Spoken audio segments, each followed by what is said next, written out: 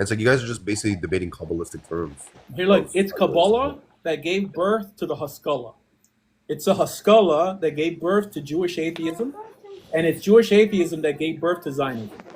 Okay, so now clearly like Maskilin didn't believe in anything, but growing up in a world where everyone was telling you that what makes you special is the Pintel Yid, the Yiddish cup, all of the above, this Jewish soul made you feel like I don't have to keep mitzvahs. I'm already special. So then people like Chaim Bialik, I think he was a Moscow, wasn't he? And like Yehuda, like Eliezer ben Yehuda and all this stuff. But they're basically saying, well, we're going to write poetry in Hebrew and in Yiddish, but we're not going to believe in God. So like the birth of the secular Jew was there. And then these Jews started hanging around with each other, right? I mean, they would have their like Semitic heritage festivals every week and their Basel conferences.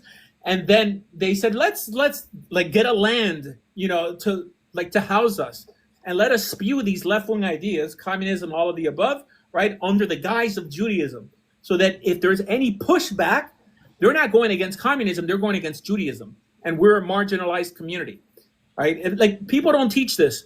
And it's so destructive. This is why my halacha comes pre the Rambam, right? Pre the Rambam. Why? Because the Rambam didn't have Kabbalah. Even there's parts of the Rambam that I have problems with.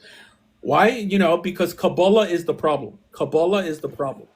Well, Rabbi, would you say pre-Rambam or stopping at Rambam? It sounds like you're setting up for Dardaim with this conversation. I mean, I used to be. That was my website. Dardaim.com, Dardaim.com.